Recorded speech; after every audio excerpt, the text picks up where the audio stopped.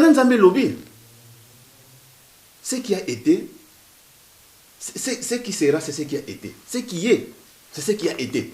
C'est-à-dire que manama kala, mana mena, imana teka kala. Manama teka kala, imana sima kala. Ezali, na mukanda ya Ecclésiaste, au chapitre 3. Ezakuna nakati. C'est-à-dire, nasi atango, likambo asika, ezali na yango te. Et pourquoi je dis ça?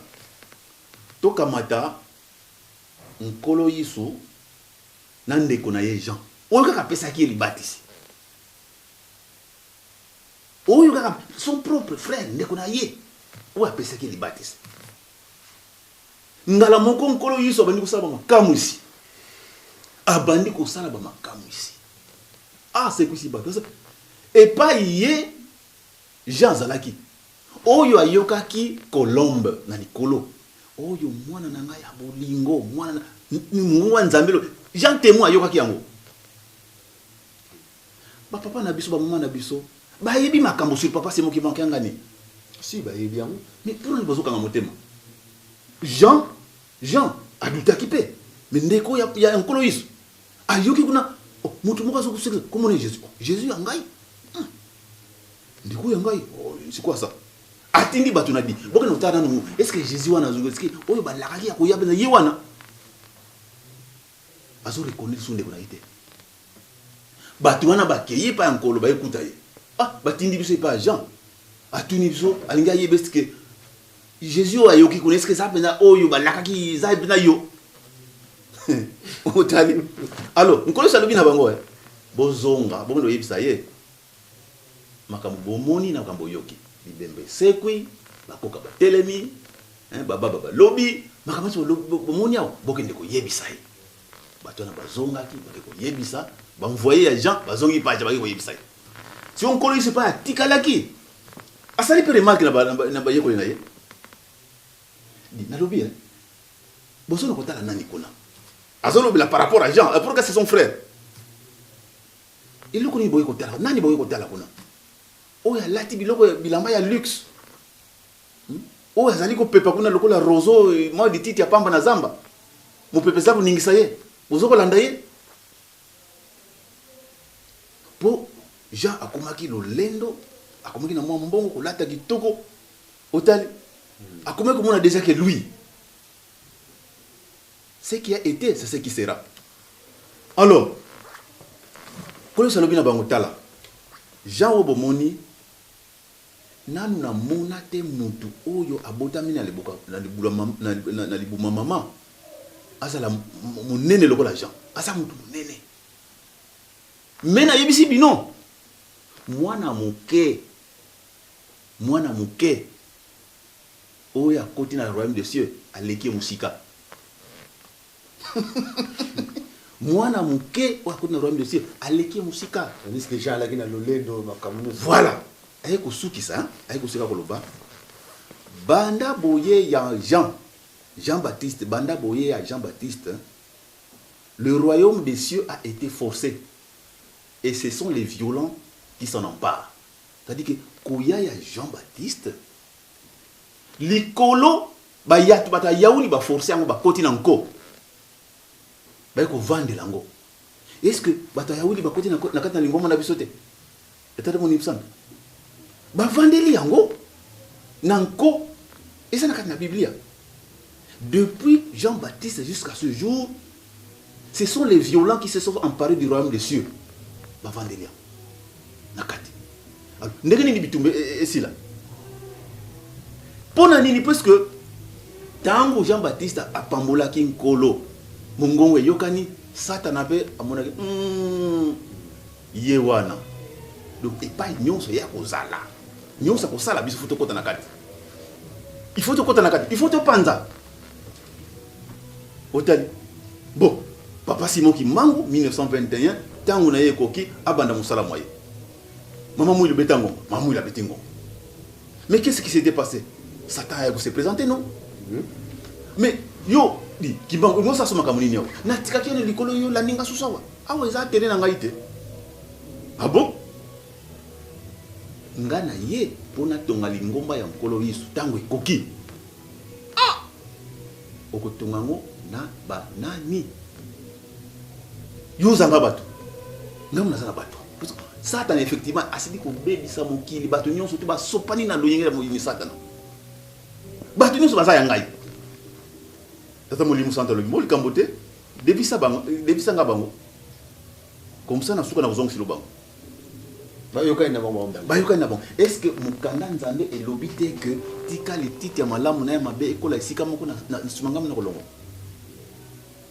elobi na mukanda nzambe koro yesu tika le titi ya mabe les bons grés livrés poussés ensemble à la fin ngamu na kopona ndimo pas dengene avec triage ezali otali triage nani muntu akoya kosala yango si ce n'est pas l'air du Saint-Esprit et que yasuka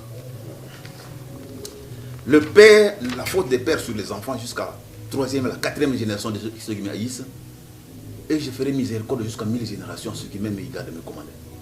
À ceux qui m'aiment et qui gardent quoi? Mes commandements. L'air du Saint-Esprit est allé air ya commandement. Sans commandement, lingomba ekovanda te. Maintenant, chaque fois mon bébé kobima, tout ce qui est sauté de l'église, akanzaka do mon bébé kangami contre lui.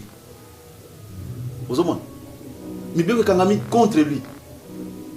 Alors que ce n'est pas ça c'est ce qu'on dit kangami contre lui. Zonga sikoyo ndenge lingomba asengeli ozongela.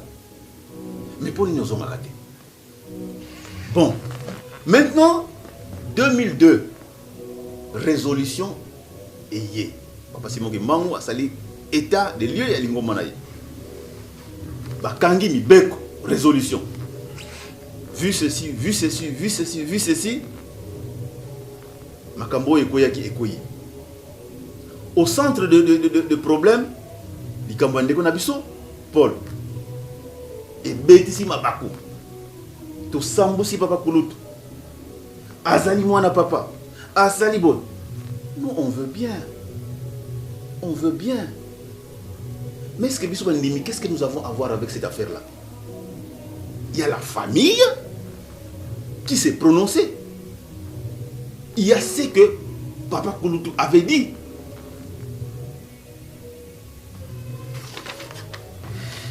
Maintenant nous devons témoigner. Puisque les lots, on peut s'en prendre à nous. Qu'on s'en prenne à nous au problème des. Mais, et pas Nzambe. Ce qu'on a la vérité au lobby en côté. Hein? Au yokile soni. Azozela yo, akosambisa yo. Au bangi mutu. Au lieu banga Nzambe. Au bombami. Ozana ngambo. Tovandi na bana ba papa pe. Certaines choses, on en parlait. Il faut qu'on se le dise. Ce que le message est non, on n'a pas le droit de les haïr. Ça ne nous intéressait même pas. Ça ne nous intéressait même pas. Mais il y a une résolution que l'héritage est que ça là, na bana légitime, il y a papa. Ok? Ce n'est pas les médiums qui ont inventé ça. Lingomba mutu ikangi. Maintenant, comment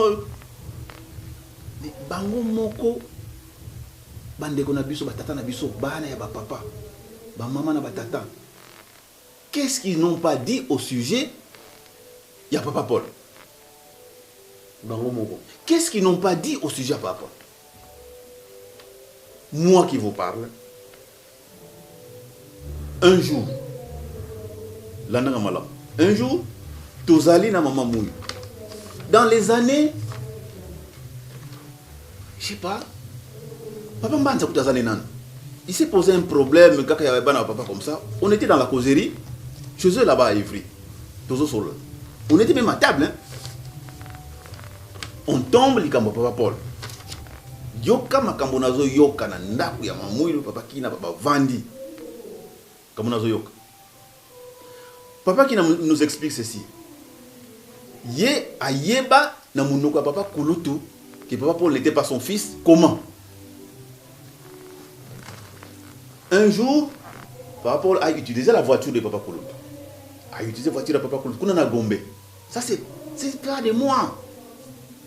Vraiment pas Azali papa qui n'azali koyoka. Mamoudou Azali présente, vivante. Par rapport à la Moutouka, il y a papa Koulouta, Abiminango. Apparemment sans autorisation. Nanzela a sali accident. Il Kame Salamaki. Bon, il était encore tout jeune. Akimi le wapi. Dans le ministère des Affaires étrangères, il parle papa qui n'a pas salaire. Il pas niwa. Akeikuna, agumuna, c'est moi qui n'a. Ah bon, gars, on a bibi tala. Ah mais on se présente n'engeni nanda. Ah bon, ça va. Bon, ça peut arriver. Je t'amène chez papa. Papa qui n'a akamati. Papa qui n'a nous raconte akamati. Ameni tina bombe papa bakolo. Tant papa Kouba, comme papa présenter situation papa Kouba fâché. A fâché le tiens, allez. Beno bakayandi, beno vutura na sika tatana. Boka mataye, bo zong c'est pas tatana. Ça voudrait dire quoi? Moi je me vante, c'est papa qui nous raconte l'histoire qu'il a vécue. Tout va dans la biso. On s'est dit, bon, ce qui nous a adopté moi, même ce qui a adopté moi, adopter c'est son fils. C'est ça qu'on s'était dit. Ce n'est pas notre problème. Bon, mais si à la longue, cet enfant-là a se comporté dans l'adoption, à se faire les soutes, il a bon, par exemple, ils allaient les musiciens, les exemple dans le dossier. Alors, si ce n'est que pour ça qu'on doit bloquer toute une institution et fonctionner pour le développement d'un individu, d'une personne, ils allaient m'avoir. Qui n'a pas apprécié, qui n'apprécie pas le courage de papa.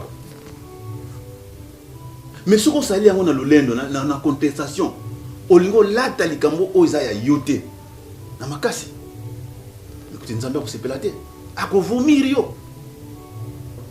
C'est ce qui se passe. Bon, oignon sur papa Zako, aloba qui concernant papa le lingomba mon batolanda kiam. Bisote to bimisa kiam. Donc aux autres on en a plus par exemple, bah histoire et bimeli kaka na kati na libota ke mondimi. Fona kimono. Mais bah témoignage et ça libellé. C'est belé. Et ça libellé. Belé. Bon, alors aux autres on a biloko nyonso wana et memi lingomba na niveau yo to komi. Bon, est-ce que l'ingoma doit croiser les bras à la kanekaka? Chaque fois, il va contrecarrer, il va boyer. Non, l'ingoma doit prendre des mesures pour sauvegarder le prestige, l'honneur de l'église, la dignité de l'église. Nous sommes parfaits, nous ne sommes pas parfaits. Mais l'église en tant qu'institution doit être préservée à tout prix. Alors, c'est là où je voulais maintenant en venir dans Kambo. Oyo ya mibeko ekangami. Batata na ngai, ba maman na ngai. Ces mibeko, c'est vrai, vont droit ko s'attaquer na comportement ya bandeko ya 26 égale 1. Par rapport à Bisso, par rapport à Lingomba papa c'est mon qui paganga. Vont droit pour prévenir le mal, mbeba. Parce que, Balubaka, mieux vaut prévenir que guérir. Prévention et l'éguignonce. Et ça, il va bien mesure préventive. Alors, et lobby 26 égale 1, Bazaba qui mangue c'était. Batata ba maman et Kangamaki depuis 2002 non pas 2002 non 2007 tant que ça qui point de presse lingombe vandaki ba kangi ba mesure nyonso qui banda lelo baza so ba ki mangisi. Pourquoi tata maman lingombe za na mbeko soki yo mwana tata Simone Gimbangu osali mbeba ba pesio etumbu ba pesio temps oyo kosala etumbu na yo lingomba tandi maboko zonga tozana besoin mulimo na yo zonga ya kosala tata na yo mais tala condition. C'était si simple que ça. Oza maladi ndeko yaka komona munganga basalisa yo nzoto ne eza malamu te yaka basalisa yo. Ah non non, moi je suis bien, yo moninga maladi, est-ce que ngana koka je suis bien. Oza maladi zwa traitement oboyi. Qu'est-ce qui va arriver à la fin? Le fait que olekisi tango mingi maladie est comme incurable. Pour l'entêtement na yo moko, maladie est comme incurable et meni yo même na liwa. Pour na kozanga bote aussi, conseil ba pesa ki. C'est pareil pour ce genre de choses. 2002 makambe kangami. Ah bokei. Soki bolingo bozonga. Bayamba bino. Ozala nani. Tout au départ, personne n'a voulu. Personne n'a voulu. 1 an, 2 ans, si je ne m'abuse pas, après 4 ans, bah possible comment ça bon, tout ça, na bongolo tout ça, ils ont fait des démarches. Par exemple, notre papa Armand aurait fait, semble-t-il, cette démarche là. Or ça a été refusé dans sa promesse, tout un tas de choses. Mais c'est qu'on oublie, même devant la loi, ba bengisio na ba ke juger yo na likambo okeyite o sala ki mo limbeba ba bengisio na tribunal ba ke juger yo okimi ba bengisio kimi. Qu'est-ce que la police va faire, la juge va faire? Ba ko condamner yo par défaut. OK boloko, tu t'es pas présenté au jugement. Hôtel boya ba yamba bino boya ba. Vous pensez que Dieu c'est un ami, c'est un camarade azela kaneka ka éternellement titango bino bokolinga Otali. Papa Lambert, soyons témoins à Nzambe. Témoins à Nzambe, Zali Mouti. Tu l'as Mouzali Nzambe. 2002, 2004. 2004, moi je suis en Kamba. Fête le 12 octobre. Malgré ma résolution, malgré ma résolution, Papa Simon Kimbango Kiangani a fait garder Bakiti Misad. Et pas y a pas de temps à Jérusalem. Bakiti Misatu ezalaki wana pendant 2 ans. Pendant 2 ans. Pendant 2 ans. Au 10 mois. Soka zalaki mutu ya mutema ta yibaki teke bon na pesi nzambe azopesa tango bandeko nanga bazonga ndenge papa akanaki yango schéma wana 3 ezalaki. Ba telemisi papa hein, biso nyonso ba chaise spirituelle. Mais pas papa Simon qui manga za kovanda 3 chaises ezalaki ozela. 2002, 2003, 2004, 2 ans, et moi j'étais témoin. En 2004, tu fêtais 12 octobre. 12 octobre, tu fêtais en haut. Tu as dit maman, tu as dit comment maman Fouemina Marie-Jeanne. Maman Fouemina Marie-Jeanne. Tant que papa Simon qui m'a dit que les gens ont point noir, ils ont pas famille parce qu'ils ont pas yamba. Maman wana, on était dans la fête du 12 octobre, à ça pour papa. Vraiment dengali. Tout ça. C'était pas des contacts fréquents, mais il y a en tout cas presque tous les jours. Otali. Basola ki makambo. Yanguna papa. Makambo mususu. Oyo ngana yoka. Mibeko oyo. C'est encore rien. Oyo mama wana yibisanga. Mibeko oyo. C'est encore rien. Monsieur Césalie. Oh. Mibeko oyo c'est encore rien, mais le ko les ali ngaite munazana nginisa ko lobango peut-être mama wana mukolo nzambe ko pesa autorisation abimisa akobimisa potali mais na pesika kombo mais tant que soli maso apesinga ba masolo nyonso wana dimanche au landaki fête le 12 il y a le 12 octobre aussi dimanche il landaki tokena kati ya ndako nzambe. Tout le monde a ici 3 chaises ezalaka depuis 2002 et Tikalis Kiti Moko. Après nous avons dit que maman Jeanne, tout nani, maman Jeanne, papa pasteur, tu n'as pas constaté quelque chose à l'église?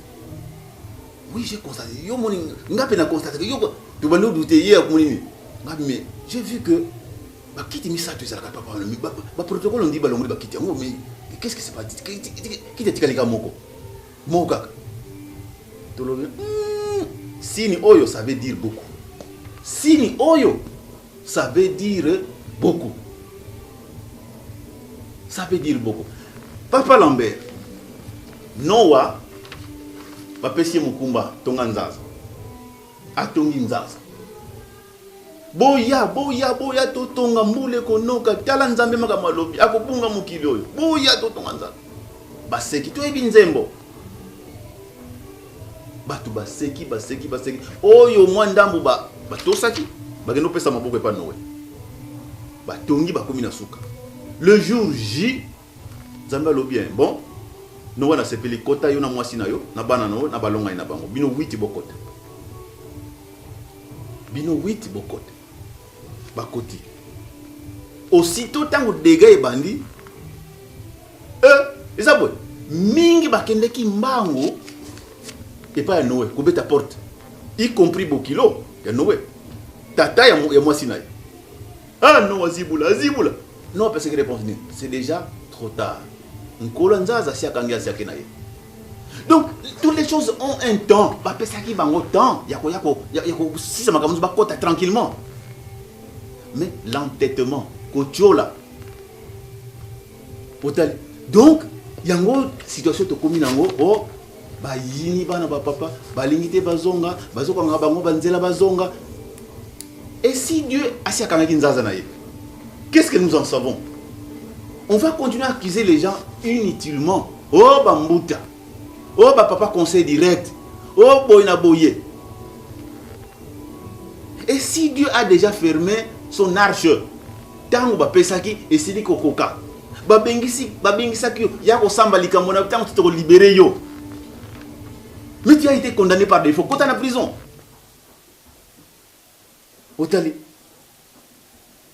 Donc c'est pourquoi tous ces problèmes-là, c'est des problèmes d'une fausseté énorme. Alors, il y a un que tango bini aux alliés des sous kimbangistes. Ça voudrait dire quoi? Comment on peut être kimbangiste en contestant l'autorité de celui qui dirige cette église-là? Babengi yango blasphème. Or nzambe biloko misatu azaliko pese la biso itumbu. Et puis itumbango peut-être poni tango po eya. Tango mukana nzambe lobi tiola nzambe tiola nkolo yisu okolimbisa. Mais soko tioli tata molimo santo okolimbisa mate ni na ekeke oyo ni na bikeki bizaliko na ekeke bizaliko ya. Et le moment n'attend pas encore ici. Otali. Bon, si on est le bangon, il fallait qu'on canate.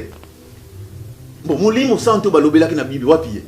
Tout ça n'a il est l'autre. Papa c'est mon qui m'a gagné. Tala et belé à batio na mona mon ba finga le gola yete. Batio la le gola yete. Bon.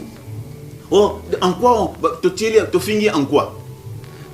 Lorsque vous allez dire que papa c'est moi qui m'a gagné, à s'autoproclamer Saint-Esprit. Quelle injure. Tant que vous que d'ailleurs kambango et loko moko ezakunate. Mais blasphème n'est pas être Nzambe. C'est-à-dire blasphème c'est l'injure faite à l'endroit de la personne de Dieu.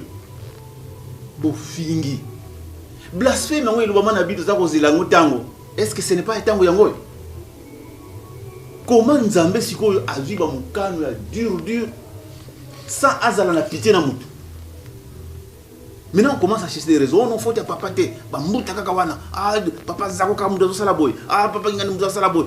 Tout ça c'est bango. Pour chercher la diversion ba kabola. Alors que le problème est simple, c'est de faire tout simplement son examen de conscience. Et pas yuapi na bungelaki na zonga na nzela vana wa vidila, vutuka vana wa vidila.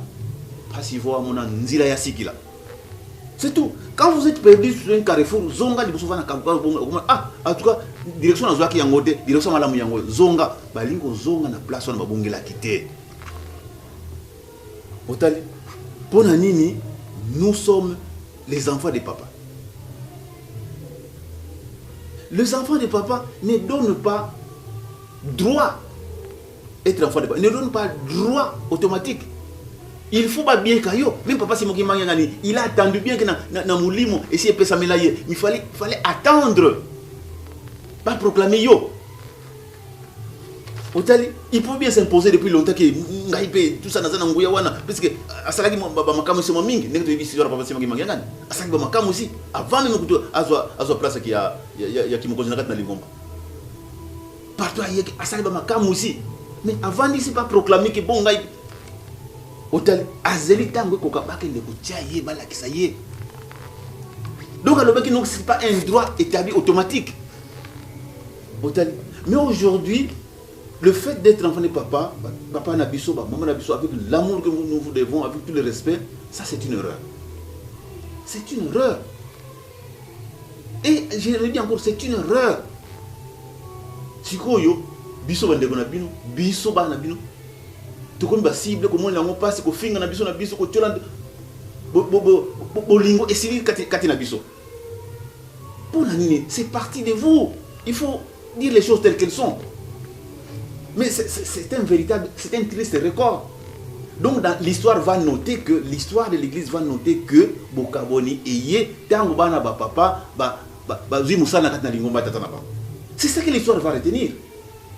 Alors c'est triste, nous ça nous fait très mal. Oh, histoire na bokoi ko bongisa yango na sembo na kima na komikitisa, c'est tout ce que Dieu veut. Nzambe alingaka batu ba mikitisaka pour être azongisa bango na motema. Dieu est un Dieu aimant. L'amour de Dieu est un amour incommensurable, indéfini, sans fin. Ezanga suka bolingo tata Nzambe. Mais kanda na yepe ezali kanda ya makasi ezanga suka. Soka silikilio penda tina suka. Soka pesio bolingo na ye akopeso bolingo tina suka. Lelo yo fote bambuta. Tala. Batata te ba mama na ngai. Nabucodonosor. Non, pas Nabucodonosor. Nabucodonosor. Tangwa Daniel. Azwi ndoto. Azala gitara roi. Ya kosakana te. Azwi ndoto e bangisi ye. Nzetia mulayi. Et ça et toucher ciel. Tala munene. Na nzetia ngo. Bandeke na likolo bazali ko pepa bazali bisika na bango ko vanda na si nzete bibuele bazali ko pema na si ombre ya nzete. Nzete munene. Ezali ko lesa partout. Mais nangonga boina ndoto yoki mongongo ekuta likolo banzelu bakiti balobi nzete oyo bokata yango bopikola yango matiti nyonso to kotumba ko panza bandeke nyonso to bibole nyonso ko panza bali asusu iloko moko te hotel e bangisi alamuki ndoto abengisi ba savant na ye ba magicien na ye ba devin, tout ce monde là batali likambango mon côté azali compétent après sa réponse. Daniel azalaki na maboko na ye pe bisora Daniel na fosse au lion. Daniel azalaki na maboko na ye ayoki munganga Daniel abengisi Daniel alobi Daniel tala ndoto nazana ngo pardon limbolanga na yeba. Daniel alobi mokonzi nzete omonaki ezande yo mais kasi je suis désolé okokatama bako réduire yo à néant okolia butu matiti ndenge bibole baza kolia matiti ekoleka ba mbula po amatisa yo soki omikitisi eloko yo fo yeba yo roi ke Nzambe aza na possibilité à kotombola même le plus vil des hommes, le plus abject des hommes, le plus mauvais des hommes. Qu'est-ce que je veux dire par là? Bozali ko finga basali ya papa c'est mon ngani o baza tout autour de papa ki batu mabe. Papa za ko mutu mabe. Ba muta mutu batu mabe. Bazo bebisa lingomba bazo kosa papa.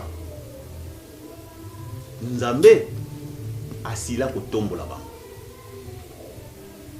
Si vous les considérez comme étant des vils, des abjects, des mauvais, Mais yebake nzambe alobaki yango na bika Nestar que Dieu peut kotombola même le plus vil des hommes a pesi ki mokonzi a pesi no sazana moposa po mutu wana amikitisaki.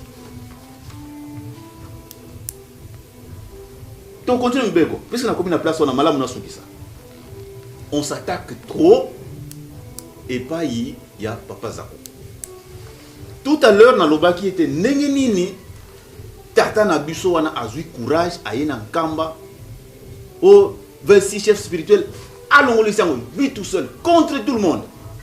Il faut en avoir du courage. Pour yebaki oyo batata na bango ba tika ki ba lobaki. Les gens peuvent dire que pour y a régné à Saraboye. Ça c'est de l'imagination, de l'imagination.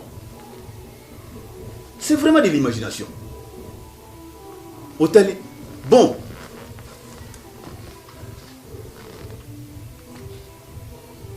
Nzambe akosepelaka na oyo akorekonesaka ye nkolo yisu na ikulusu awa muyibi ça veut dire na tango yo awa musumuki ok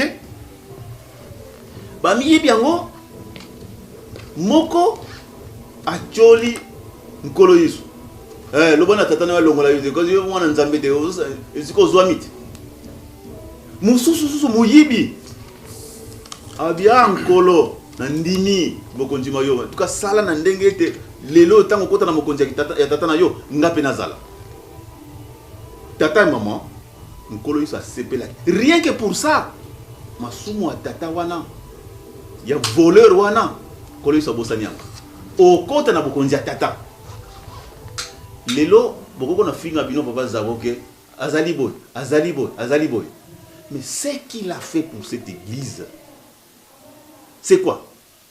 Pour reconnaître papa Simon Kimbangu Kiangani, ye azana nguya, beto katone kiimako.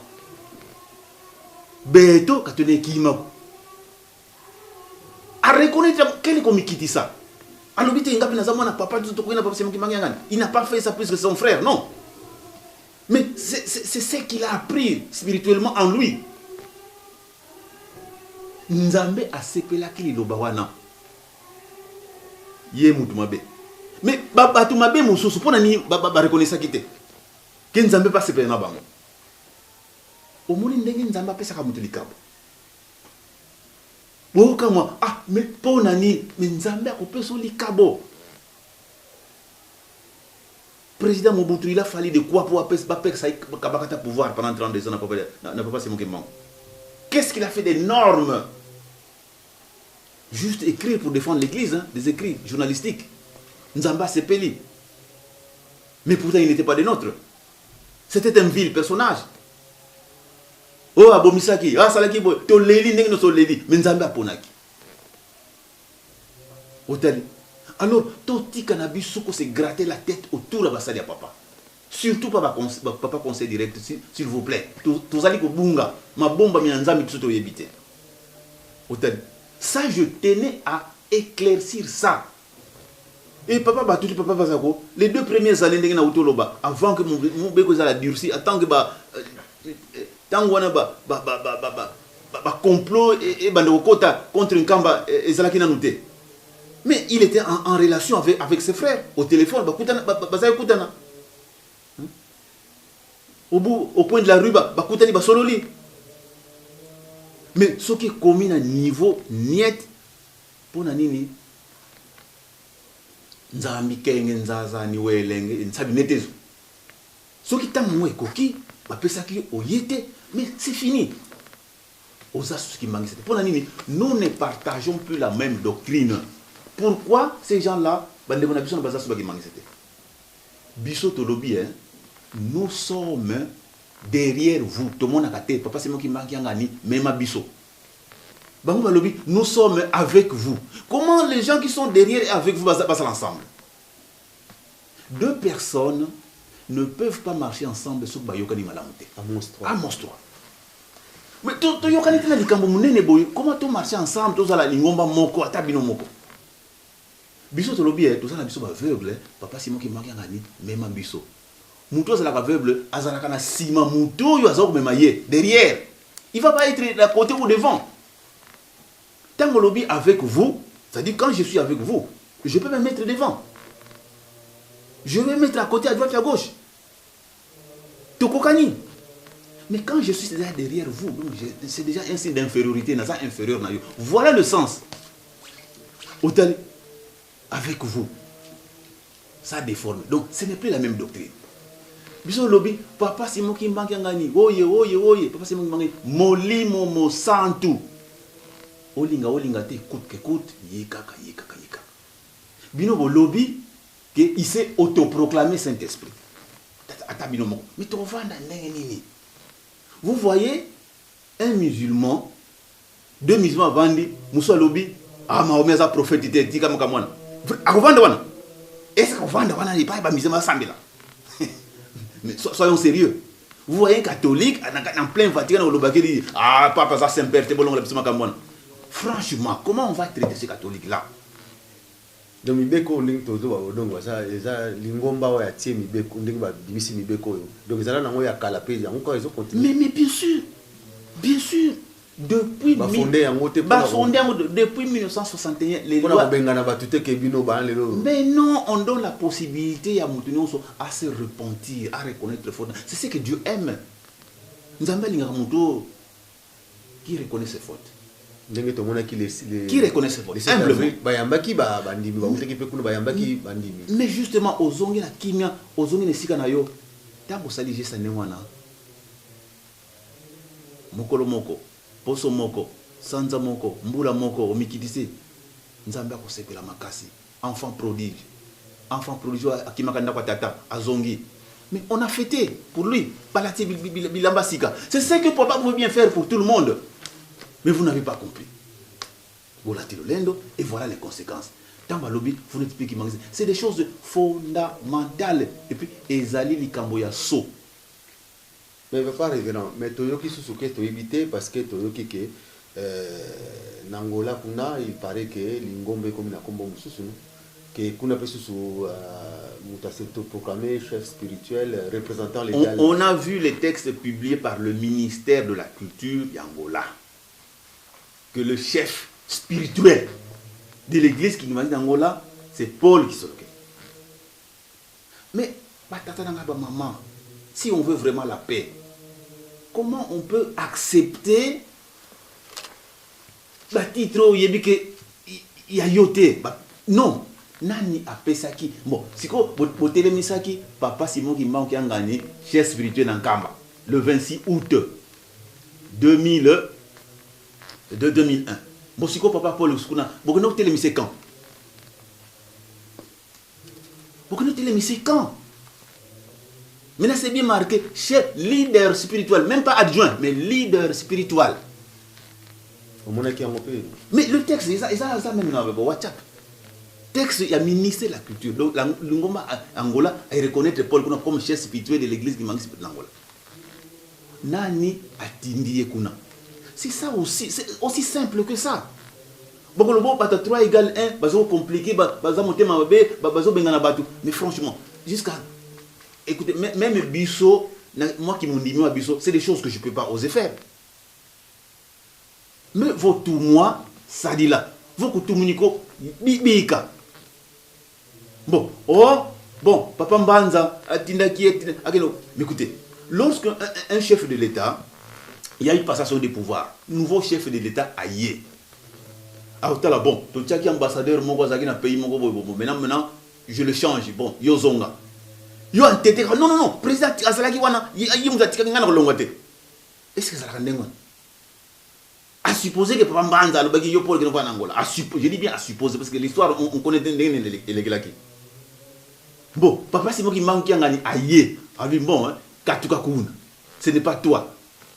Papa qui est né qui est président de Santos, président à Touni, qui est le chef ici. Papa Simon Kimbango appelle ça qui réponse d'un président de Santos. Le chef c'est révérend Nunes Diafouka. Alors, Paul T. C'est ainsi que Paul Babimisaki a dit non, ça va faire des ordres. Papa a dit, il n'a même pas demandé que oh, Bimiselanga Mouto. Non, c'est la volonté des autorités angolaises. Il y a Bango Moko. Pour moi, il y a une usurpation du pouvoir. Non. Papa a répondu simplement à la question du plan de la République. Parce que nous sommes dans ma qui est le chef Tinda combat chef. Le gouvernement angolais avait pris ses responsabilités pour Abi. Bon, maintenant, Bandekonangai. Aïe na Pointe Noire, avant Dikuna Bamboula. A Salipe Nisala et Monani. Batouba Sepeli. Bon, il pouvait bien rester là, non? Puisque tout marchait bien. Mais pourquoi seulement l'Angola? Kimbangiste, tout sosola, Makangamikami Angola, tout le monde a la blague. Tout sosola. Moi, j'ai eu le privilège, Yakutindama, par-ci par-là, et pas Papa Simoki Magangani. J'étais parti en Angola, au sud. Province à Namib, province à Ouila, à Lubango. Makambo Batina Ingaï. Au retour, j'arrive à Luanda. Je devais venir prendre mon avion, Mbanza Congo, Nazo Lufu na Yankamba. J'arrive à Luanda le 15 mars. Le 15 mars 2009. 15 mars 2009. Mon vol, le 17. Dans 2 jours, il faut dans un vol Nangaï, Nazonga. Nazonga, sur la route de Nkamba. Dans quel aéroport le 17, maman, vol annulé. Vol en Bandakongo, mon couloir n'est pas la guette. Ah, c'est une très bonne chose. Le 21, je vais suivre Nangaï arriver par la télévision. Entre-temps, à Sinazui, départ, nouveau vol, le 22. Le 22 mars, le 22 mars, Ngaï, nous sommes en avion, bon, ça va. Le vol est en Tongo. Le problème est que le problème ne se pose pas. Le 21,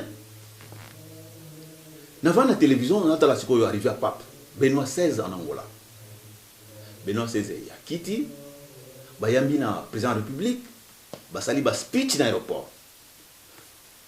Tout le gouvernement, l'autorité politique, les officiels, tout le prélat catholique, Basalakiwana, venu de tout l'Angola. Président dos Santos a sali discours, il est bienvenu. Tant que Komaki réponse, il y a sa sainteté le pape. Azuma loba, abaniko loba. Batata ba maman. Oyo mu pepe balulaki raro et koyaki na aéroport Angola somo. Mu pepe mogo avec des tourbillons brusque kakata mu papa bandiko zoma loba. Et qu'est-ce qui va se passer? La calotte. Oyo papa tchaka na mutu et koyaki. Et je regardais tout ça. Bon, ça, je ne m'expliquais pas. Qu'est-ce que ça voulait bien dire? Calotte et couille. Après la nion, ça va s'arrêter dans l'aéroport. Na respect à mon continent, pendant ce temps, papa so continue koloba. Officier d'ordonnance na sima papa aki à l'okoti et côté à Simbian, Calotte à Simbian. C'est un détail important dans ce ça. Pape, Silisi Cortés, Jésus pape, Kepa Bakendeki. Na ba information qui avait suivi, non, na programme à pape. Le 22 mars. Le 22 mars, première étape na périple na Mbanzako en Colombie 2009. Pourquoi faire? Pas dans ça qui na s'interroger. Pourquoi Dieu a voulu qu'il n'assiste biloko nous? Qu'est-ce que ça voulait dire biloko nous soyo? 22 mars bon. Na bani comme tout na. Lobby 22 mars ba lobby nanga biso vola Mbanzako izo kena Mbanzako. Ce ko pas biso akini Mbanzako. Est-ce que na bani ko douter que vol o ya biso ba particulier comme ça, vol ordinaire pour Salem. Parce que papa est au terrible pour raison de sécurité, je doute fort que deux vols et ça makuna. Bon, tout là tout la muka. Na tongo ce quoi le 22 mars puisque vol nanga il fallait na que le vers 11h je crois. Na nous avons vers 11h. Na tongo j'ouvre la radio les informations, qu'est-ce que j'apprends? l'étape de Mbanza Congo au papa ezalaki inscrit dans le programme papa ezali annulé papa akende sur Mbanza Congo te.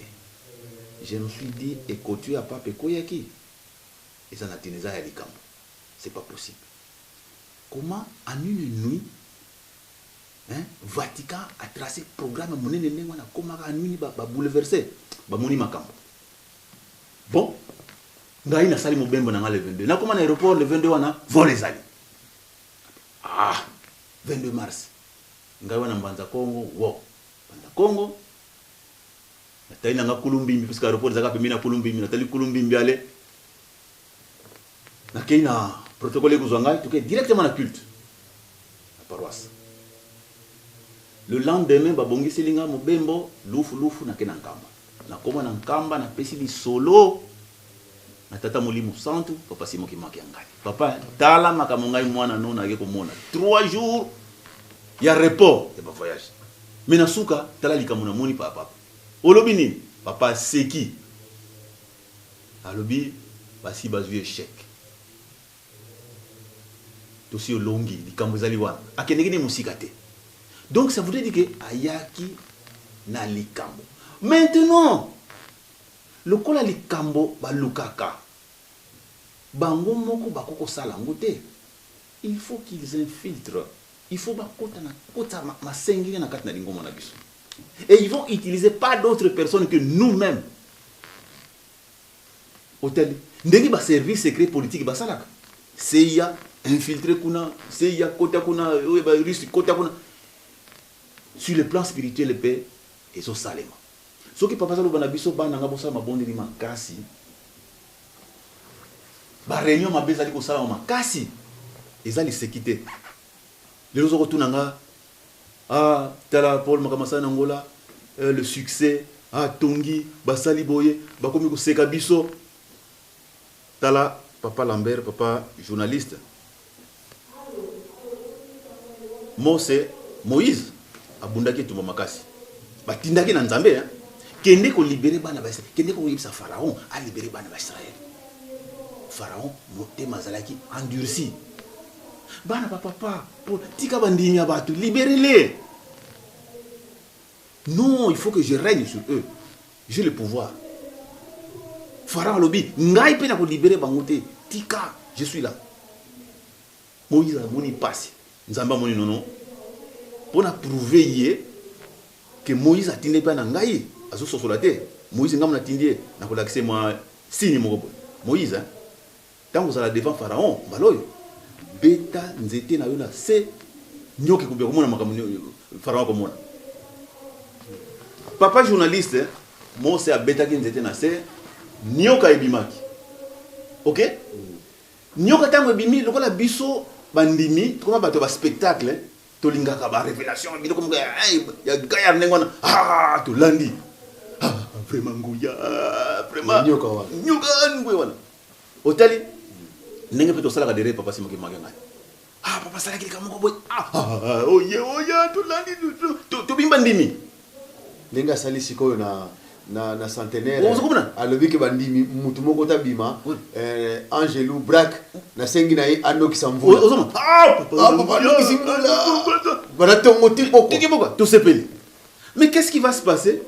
Satan a payé à l'ingara l'accès au yamakasi pharaon atali go sata doit dire ah di bayanke na ngaboya batu na ngaboya 9 10 bango ba beti ba dinyoke bimi dinyoka oyo kaka bakumisa ki Mose na quelques minutes wana babaloki ba changer ba kena pas pharaon en tout cas vrai gang ça yé yebna zana nguya donc biso bandimi to komi ndengwana ah Paul sali kuna vraiment enkambe vraiment mise silitaire biso to suka ndenge nini vraiment tout ça faux tout ça babo sani ke ozikona nzamitinu pe depuis papa tikango na tilelo na silité ba inaugura tout ce que papa Simon Kimbangu nous a démontré babo sani bakomi ko tala sikoyo oyo Paul za kusa bon sikoyo nyoka Mose atalibo dinyoka lui boza ba petit al meli bango nyonso tango meli bango nyonso tu basi batali solo yo oh non oya Mose ya makasi tika tozonga c'est déjà trop tard quand tu es froid quand tu es tiède ni chaud ni froid nzambe ko sanza yo et c'est ce qui est en train de passer soko oyebi nzambe na yo kangama na ye pasi moi mbula soki nzala soki nini kangama na yebi ke elonge za wana. Si vous avez cette conviction là elonge za wana. Yo mon dimi faut que tonga aujourd'hui nazo moi les gens bazota na bon lili ba impressionné makambo eza Angola. Il fallait s'attendre à ça.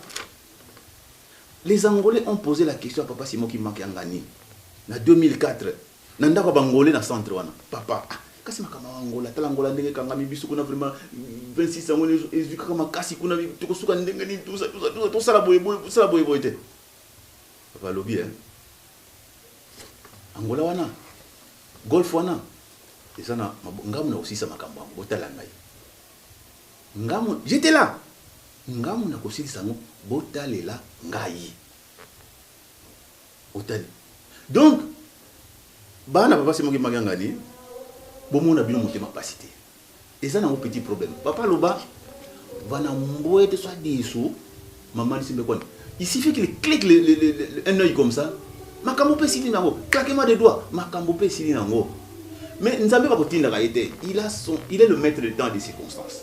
Il est le maître des temps et des circonstances. Yemwa ebitango et puis atika la kamuyini tango mulai kolega kutu yomona nzambe atiki la kamoyini tango mulai ko lega kuti mona nzambe pharaon combien de temps il a fait mon sac à batailler fort plus de 40 ans ezaki pas likambo ya une semaine kende zonga non et umelaki mais tango nzambe va nous frapper maye bongo na makila ba sauterelle ba ulcère diplé atina kino tango ekomi bana bandu kufana yemo ko pharaon abangi mais Satan il restera toujours Satan endurci.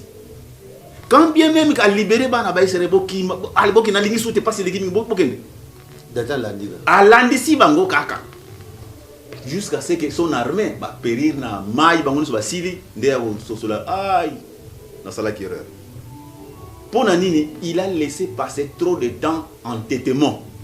Alors les loyo nzambe azali kotala azali patient azali très patient ndenge papa na ye papa de lunga na lobaki na ye zala patient tala mutema munene azali ko supporter mais to kan c'était que azana réponse te to kan c'était que azana solution te bon sikoyo pour discréditer lingomba to balukili sikoyo na makambo na biso oyo tozali kosilisa te o moni butu mise te osilise te bayibi mbongo basali boye o babongole sima ba version ezanga tina et comme non écoutez ça, tout ça c'est des distractions soki bandoki bazali ye nzamba yi bango mais n'attribuons pas ba retard na biso na ba explication modèle ndengwana biso na miso ko mona teke o ndoki amelaki sima abongolaki bibende comme macaroni des choses bizarres toti kabiloko wana c'est même ridicule. C'est ridicule. Qu'en est-il exactement? C'est le poids papa est sur tous les fronts. L'église est sur tous les fronts. Il doit rattraper un retard de plusieurs années avec beaucoup de travaux à la fois. C'est ça le véritable problème que nous devons dire. Papa Azan Nzambe mais moi pour avoir été là-dedans dans le circuit ayant vécu ce qui se passe ils allaient passer papa conseil direct pour avoir vécu na résidence à papa Zakona Mbinza kende na tongo ovandi compter batu bakoya na lupango papa Zako du matin jusqu'au soir. Même sans écoleka. Même sans écoleka. Moutou va tout finga. Même sans écoleka. Mais Batongo, tant que Bazoko ya, Bazako y la forcément dans ma spiritualité. Souvent des cas sociaux, des problèmes de vie, il y a beaucoup. Dès que tu as le baraquet, côté social, là vraiment. Papa, n'a foutu la ganda côté. Papa, n'a pas mal de l'opération. Papa, Minerva la bana. Papa, tu couffe là qui. Papa, ça, moi, papa, ça qu'on a dit. Ah, passi. Ça y a passi. N'a eu qui l'a qui même na mawa. Passi. Boba, tout boba, on tout moyen. 80%, bah il pour nani, bah il pour na, pour le salis. Et dès que papa te yabiso, je n'ai pas de choix. Il faut na l'autre qui la bango quelque chose n'a pas ça. Bon. Kimbangiste. Tata et maman. Bisso, Kimbangiste, nous ne faisons aucune dotation. Soyons clairs, hein? Nous ne faisons aucune dotation spéciale pour Nabango. Que Kangama, voilà ce que nous dotons pour la souveraineté. Pour Nabakambo et Taliban. Bon, vous voulez que Papa Zako trouve l'argent où? Après Sabatouane. Et ce qui est malheureux, tous ces gens-là, tant que vous Papa Zako, ils ne vont pas défendre pour dire que, en tout cas, on a fait Asali Sangaï. Mais plein. Bon, en une journée, je dis bien en une journée, 100 personnes, un peu moins, voire même plus.